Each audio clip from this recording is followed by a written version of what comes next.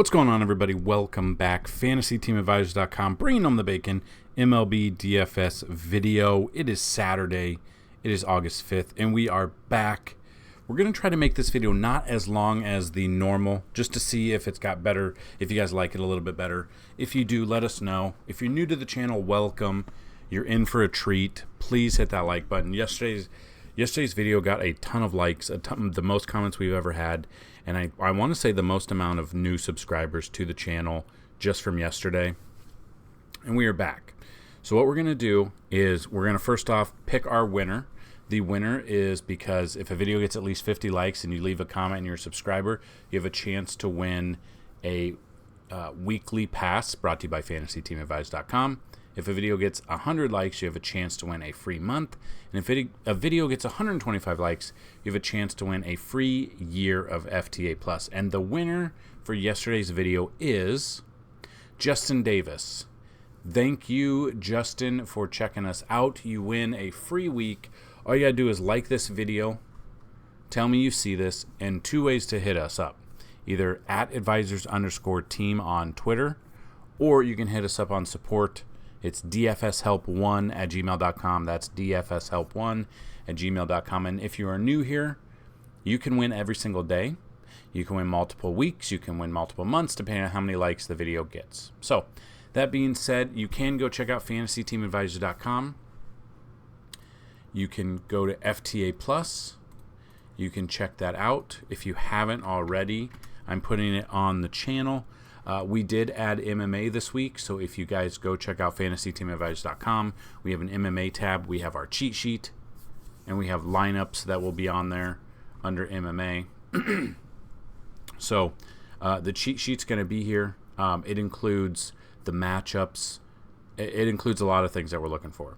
We're also going to put our bacon station in there, so that will be updated, and you can check that out. So as of now, if you win a free week, that includes MLB, PGA, MMA. It will include NASCAR on Sunday, and NFL in a month. So we are very excited. Go check out FTA Plus, $24.99 for a month, or if you use the promo code NFL VIP, you can get $100 off the year pass right now. Normally $199, get it for $99. That being said, we're going to jump into the games. It's weird. We're split. We've got three different splits. We've got the early, we've got the afternoon, and then we've got the main at nighttime. So we're going to go over all of them. If you have questions, we'll try to answer them as much as we possibly can. So let's get started. First game on the slate, the Astros at the Yankees. It's kind of funny that they don't have a picture of Verlander here for whatever reason. There are pictures, I promise you, there are pictures out there of him in an Astros uniform. We don't need any numbers from him. He's dominated the Yankees in his past. He's dominated them this year just for the Mets about a week and a half ago. The Yankees, they're very hit or miss. Judge was out on Friday. He will be back. Don't be surprised if Stanton's out here. But I'm looking at Verlander to absolutely mow down the Yankees here. Nestor Cortes coming off the IL. He's not looked good all year. Whether or not that was because he was actually hurt or not, I don't know. But I would rather take Verlander here. We don't really have to dig. It's kind of funny that Abbott's numbers are better here. But looking at Verlander, we've got his splits home and away. He's better at home. He's pitched well in this ballpark. We know that. Don't overthink this one. Verlander is an easy lock there. He's faced the Yankees twice this year. 12 innings pitched, 1 earned run, 12 strikeouts in those 2 starts. I'm all over Verlander here. It's not even a question. I don't even feel bad. And then Cortes coming off the IL. Hasn't pitched since May 30th. So over 2 months. 5.16 ERA. Splits-wise, hasn't faced Houston this year. It's not been good. His ERA is high at home, 4.86. Giving up earned runs, same amount of home runs, not very many strikeouts. Whether or not he was hurt the whole time or whether or not the pitch clock has been a problem for him, if you want to throw him in tournaments, I don't mind. I would rather take Verlander over Nestor Cortes here. And then just really depending on the Astros bats, we'll talk about that. It's, Alvarez had a home run yesterday. I would look at Alvarez. I would look at Bregman.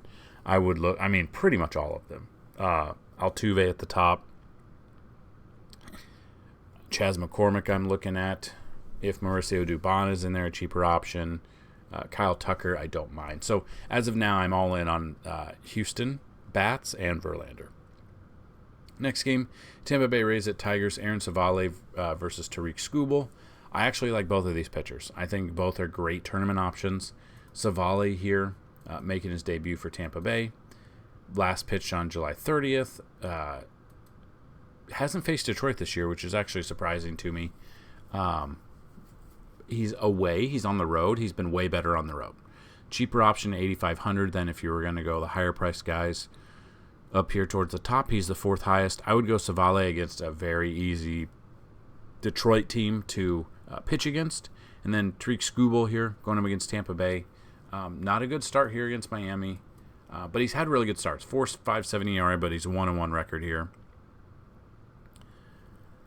We're looking at home games. He's actually better at home. Hasn't given up a run at home. I think Skubal could be a very sneaky tournament option against a Tampa Bay team, but Tampa Bay can hit. We know that Tampa Bay can hit. So this one is completely tournament only because Tampa Bay is a really good hitting ball club. I would not be surprised if they take him on, but I like his numbers at home. I like his chances for a tournament. I think he'll go lower owned than people might think. And at 7,700, I will take a chance on him. I like Skubal a little bit more than I like Cortez today. So that's where I'm looking at. Bats-wise, I'm not really going to look at bats until we... and that's another thing. We are going to go over our top 10 bats in this video. We've ran 2,000 simulations. If you don't know what we've done, we've combined AI with simulations, and we're running simulations with the ballpark, the weather, factors, stuff like that. And we put those on the website, but we're going to go the initial. This is the initial 2,000 run. We do about 10,000 simulations and then give the top props out there on the website, part of the FTA Plus. So definitely check that out if you want to sign up. That's another portion of what you can get. FTA Plus includes our player projections, BVP matchups, stolen base targets, contrarian stacks, our cheat sheet, which includes lineups, weather, home run props. We got our MLB props. We got betting odds, umpire factors, and optimal stacks as well. So that being said, we will move on to the next game. The bats, we'll wait a little bit for the bats in this game. Next game, Braves at the Cubs. The Cubs, I don't know if they used up all their runs a couple of days ago or for the past couple of starts, but didn't show up on Friday. Braves walloped all over them. Wouldn't be surprised if they do that again today. Bryce Elder versus Javier Assad. Elder's only faced 3 batters, so not much there. Elder's been a case of 2 pitchers. 3.18 ERA, 8-2 record, which is great, but then 21.4 fantasy points out of him for Milwaukee, and then the start before that 9.9, minus 11. It's been very up and down. In tournaments, I don't mind him. I don't mind him here. I don't know if the Cubs are in trouble. I don't know if they're tired, but we know they can hit when they're on. It's just if they're going to be on or not. So kind of looking at this, I will have exposure to Bryce Elder, but not a lot. And then we look at Assad here. I believe he's a bullpen guy. Yeah, let's see. He's just got 1 start in the majors. Game logs here, 3.2 innings pitched, 4 innings here against St. Louis, 5.1, 5. So he has made it up to 5, but he's not an option. I wouldn't use him at all. The fact that he's only goes minimum or maximum of 5 innings, not very many strikeouts, and he's 8,000. I don't understand the pricing here. I'm 100% fading Assad here. I'm looking at the Braves bats. I'm looking at Michael Harris, Acuna, Olsen. I'm trying to see if the weather. So the weather will change a little bit, obviously, depending on when you watch this. There is rain in the forecast a little bit, so I'm trying to see. It's as of now, it's windy. There's no rain currently, but it just looks kind of crazy. And I want probably nothing to do with Assad. I want all in on the Braves. So just find different Braves stacks, and I think you'll be pretty safe with stacking the Braves against the Cubs today. Next game, the Marlins at the Rangers. You got to be announced versus John Gray. Trying to see if they've got anyone here. And this is the thing, whether or not. So it looks like it should be Ryan Weathers, who just got traded. He's going up against Texas. I don't trust him. 6.25 ERA here, 1-6 record. I'm probably stacking Texas here. I mean, all the bats. I'm looking at Simeon. I'm looking at Adolis Garcia. I am looking at Corey Seager. I just don't want anything to do with Ryan Weathers, especially in Texas against them. This is a ballpark. If it's hot and humid, the ball will fly out of there. I would not be surprised if it flies out of there right now. They do have a dome, so weather won't be a concern. So on this one, I will have some John Gray exposure, and I will have the Texas bats against Marlins. If you want to just look at Gray real quick, 3.66 ERA. Not so good against Houston. I mean, he's not been too decent since basically June 7th. Home games, 4.13. He is worse at home. Honestly, I don't think I'll have any John Gray. This is one where I will just be attacking with Texas bats. I won't have very many Marlins bats, if any. I will have John Gray, maybe one lineup just in case, but I will have a lot of the Texas bats. They'll probably be one of my top stacks on this slate. Next one, Nationals at the Reds. You got to be announced versus Andrew Abbott. Looking at this, Andrew Abbott at home. Game logs. He's coming off a bad start against Chicago. I mean, Chicago was on fire that series. But home games, a 1.60 ERA. This is Great American Small Park. The ball flies out of here. And it is currently, with the weather, it is the number one ranked ballpark to take an offense against. Plus 22% in runs, 12% in doubles and triples, and plus 30% above the mean for home runs. So should be runs in this game. I don't know if I want a lot of Abbott just because of the weather factors here, but I'll have a little bit. And then if we look at Washington,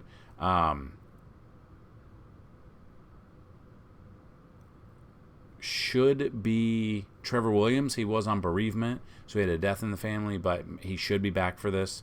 Game log wise, I would 100% stack Cincinnati against him.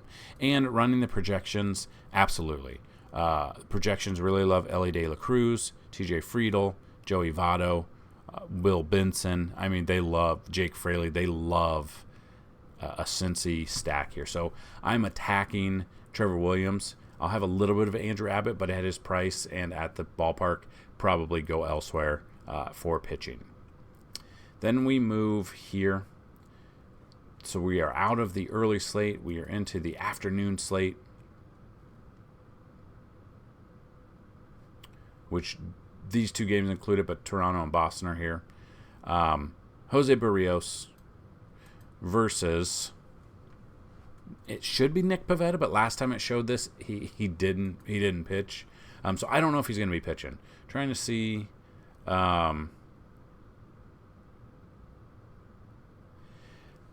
It's been that he doesn't start, but he comes in, there's an opener for one inning, and then he comes in for whatever reason. I really don't understand the whole aspect of an opener here in regards of they pitch one inning and that's it. But looking at this, Pivetta, not the best. His ERA at home is not good, 4.50 ERA. We could be looking at Toronto bats here. Just depending. I'm probably going to be stacking Toronto against Pivetta. And then we look at Jose Barrios. He's had success in the past. 292 batting average against him, 98 plate appearances. He's been better as of late. Game logs, a couple of here. Against the Angels, 6 innings, 1 earned run, 6 Ks, which is crazy that it's only 18.1 with 6 Ks, but he had the 2 walks that go against him. So the problem is with the scoring on DraftKings, if they walk batters, they get less points. Splits-wise, he's faced Boston twice this year, 11.1 innings, 9 earned runs, so he's up there. Looking to see if they've come in Boston or that was at home, and this one was at Boston. You gave up more runs at Boston. I could see Barrios in tournaments. I don't mind, but this ballpark, the factors, trying to see, the factors for this game so far with the weather points to not a ton of home runs, but a lot of offense in this game. So I might be avoiding Jose Barrios here and Pivetta and just looking at stacking this. I'm definitely interested in seeing what the Vegas numbers and odds are for this matchup before I build out lineups. But, I mean, if you're looking at batters for this, obviously on this side you're looking at Chapman, you're looking at Guerrero, Whit Merrifield. For Boston, you're looking at Tristan Casas, Jarren Duran, Verdugo, Rafael Devers. I would focus on the lefties in this Boston lineup and attack. And then probably the same thing with Toronto. Just depends on the lineup that comes out with Toronto there. So DeYoung, Guerrero, Whit Merrifield.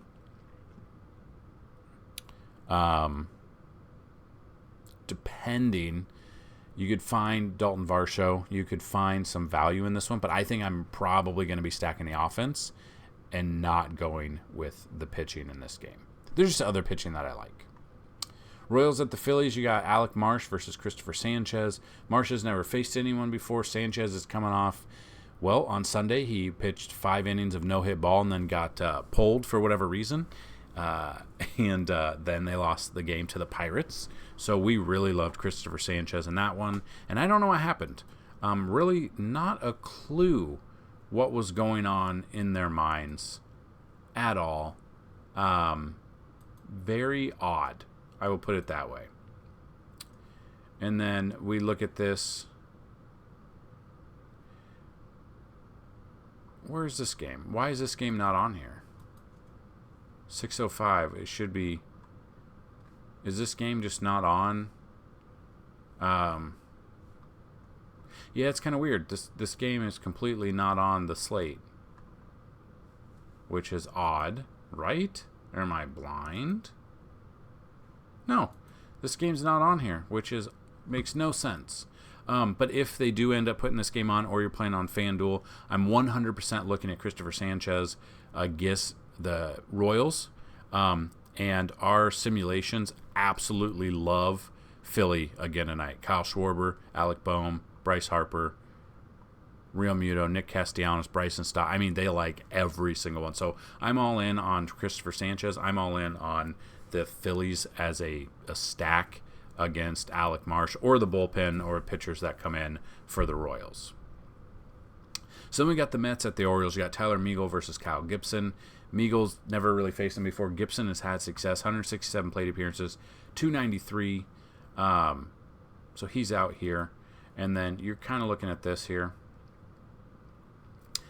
I'm not really, I really don't want anything to do with Meagle. 5.17 ERA, -3 here. Had a good game against St. Louis. St. Louis is not a good team.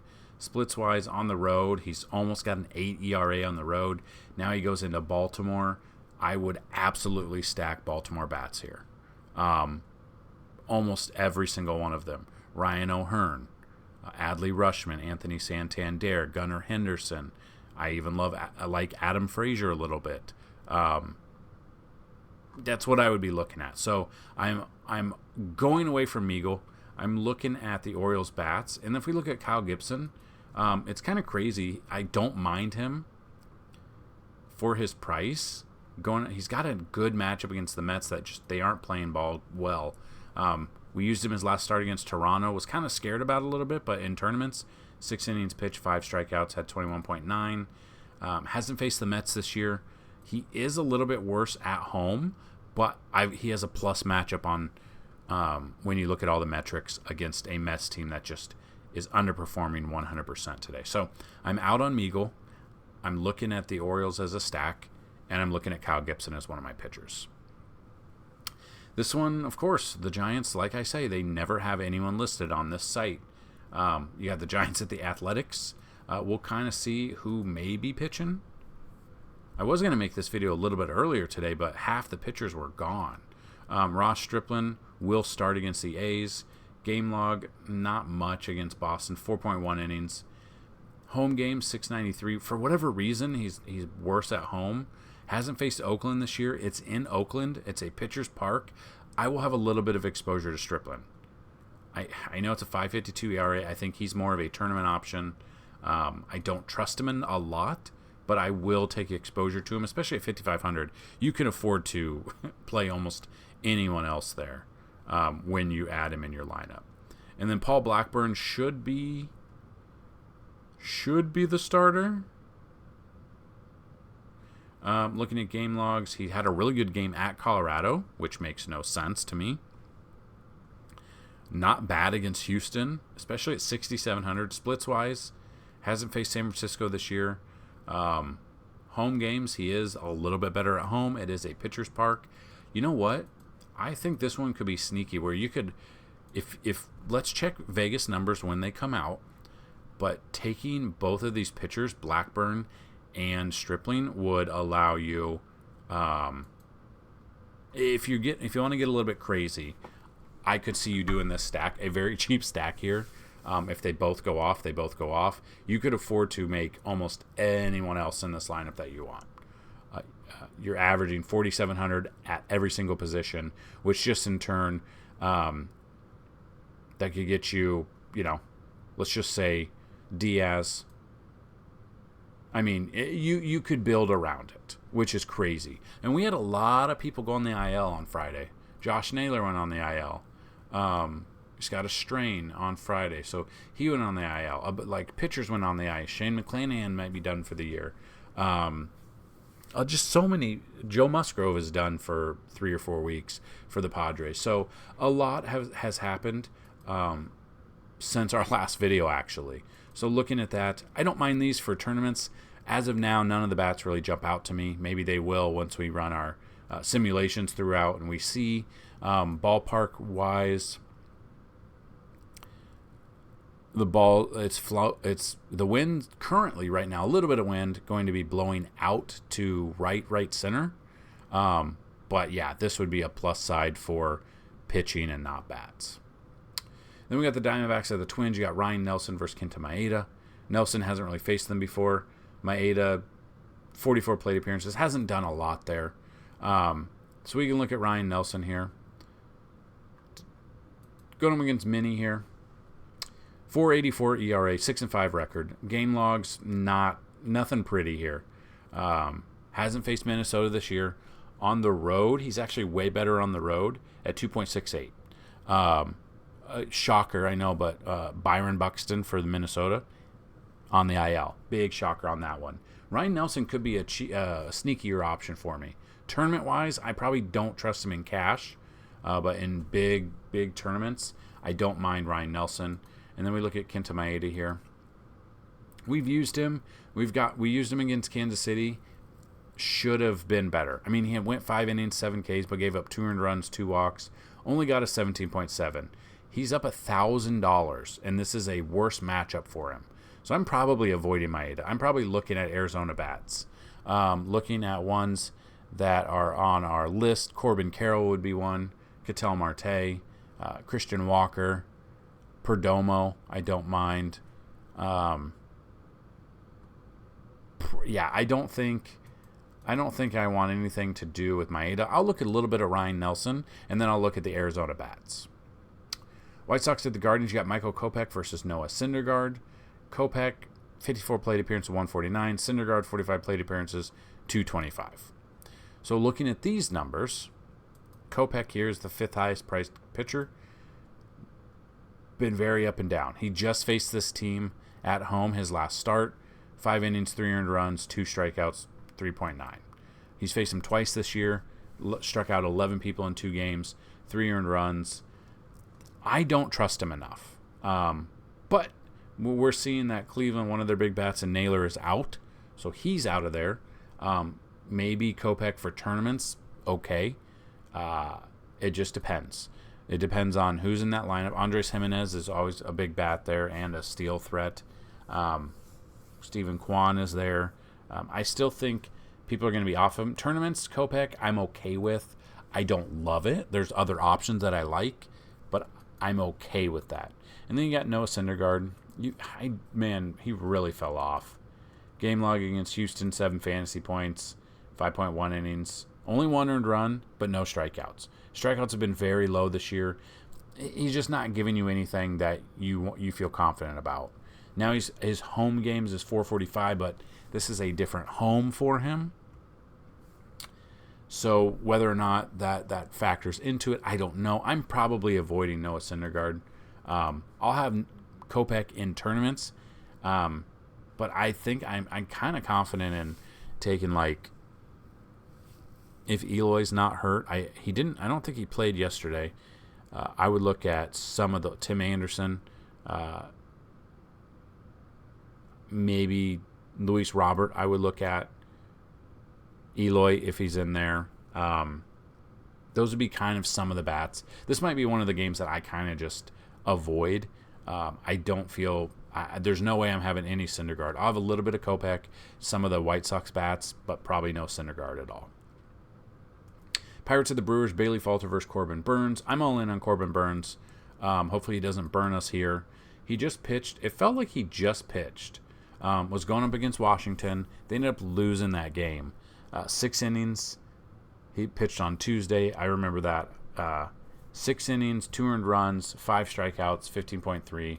Going up against Pittsburgh, he's faced them 1 time this year, 7 innings pitched, 2 earned runs, 7 strikeouts for 27.4. It's exactly what we need. Corbin Burns, I know he's expensive on this slate, but I absolutely love him against Pittsburgh. That's why he's the picture of the video. I love Corbin Burns against the Pirates. Bailey Falter, I believe, let's see.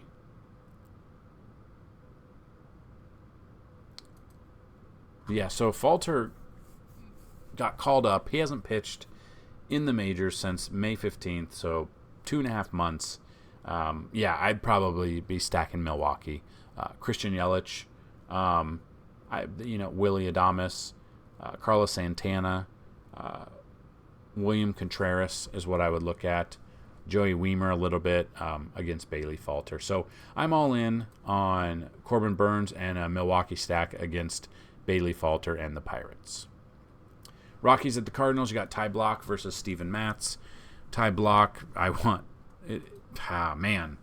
looking at his game logs, 16. He actually had a pretty good game against Oakland.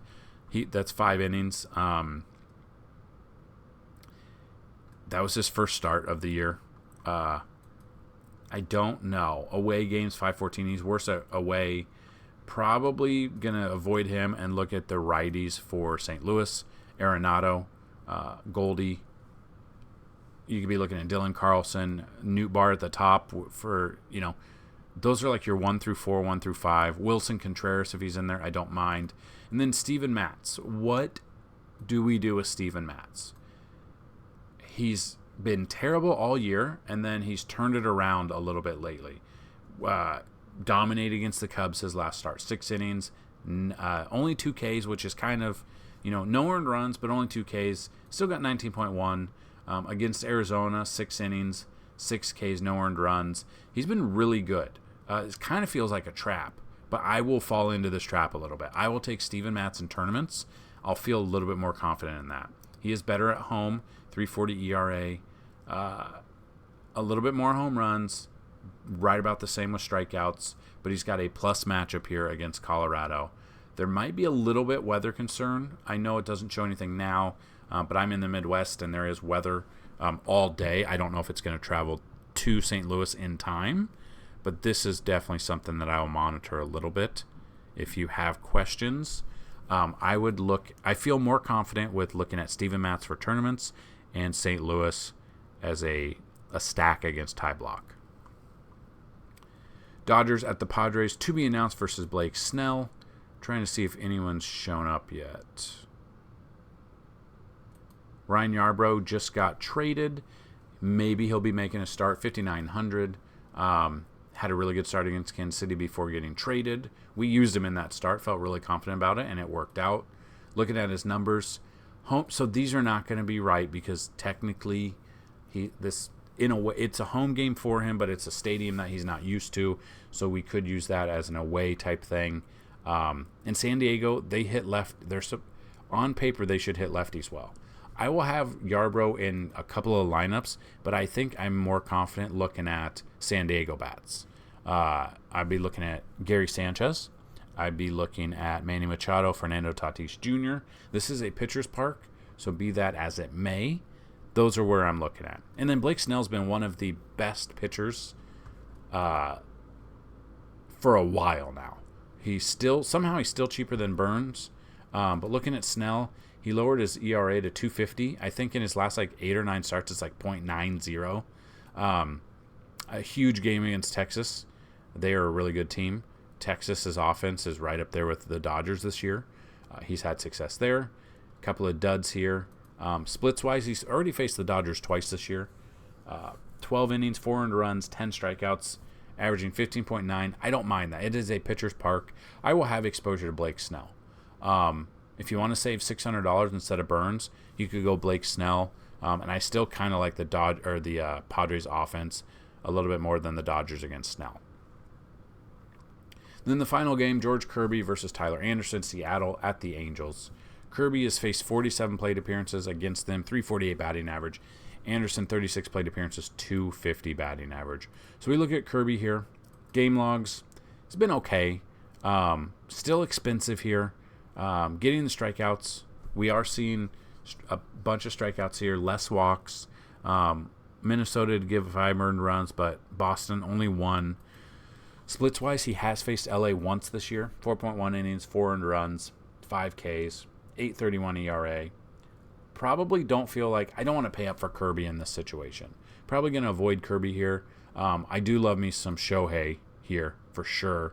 Shohei Ohtani. I don't mind CJ Cron a little bit. Maybe Grichuk as well. And then Tyler Anderson. We look at Tyler Anderson's numbers. Nothing sexy about him. 4.98 ERA, 5-2 record. Game logs, I mean, at 8,300, he's up higher than he has been. I know Seattle's offense has been lackluster. These numbers don't show any confidence in me. Home games, 4.95 ERA, away 5.01, so basically the same. I'm probably avoiding Anderson. I don't mind maybe look at the righties for the Seattle Mariners, Teoscar Hernandez, Julio Rodriguez, Eugenio Suarez, even J.P. Crawford, a lefty-on-lefty matchup. I don't mind. I'm probably going to, overall, avoid these pitchers in this game. I would look at bats on both sides. I think the over-under is probably going to open up about 8.5 or 9. I think we could take advantage of that. So I'm looking at Ohtani and a couple of other bats for Angels. And then, like I said, J-Rod, Suarez, Hernandez, J.P. Crawford for the Mariners. And there you have it. There's the breakdown of everything. Get a paper and pen because, like I said, we are going to go over our top 10 bats right now. This will change and update throughout the day when we run more simulations. This is currently simulated 2,000 times. So these will change. But if you want to check out the changes, they are on FTA plus FantasyTeamAdvisors.com. So, the first one, Andres Jimenez versus Michael Kopech. Jose Ramirez versus Michael Kopech. Elly De La Cruz against Washington. Aaron Judge against Verlander. Acuna against Assad. Stephen Kwan against Michael Kopech. Kyle Tucker versus Nestor Cortez. Kyle Schwarber versus Alec Marsh. Luis Robert versus Syndergaard. And Alec Boehm versus Alec Marsh. So this is the top 10 right now. As you can see, it really likes Cleveland bats, Philly bats as stacks. So again, that's Andres Jimenez, Jose Ramirez, Elly De La Cruz, Aaron Judge, Ronald Acuna Jr., Stephen Kwan, Kyle Tucker, Kyle Schwarber, Luis Robert Jr., and Alec Boehm. So there you have it. Any questions, get them down below. Check out FantasyTeamAdvisors.com and let us know if you brought home the bacon using our advice. If you did, that's been awesome. We've had a lot of people donate with our Cash App link down below. We've had people, the big thing is watch the ads, click on the ads, go to our website, check the article out down in the description when we post that article. Checking that out helps us tremendously as well. So that's what I've got in this video, everybody. Good luck on this slate. Come back tomorrow, and as always, let's bring home some bacon. Peace!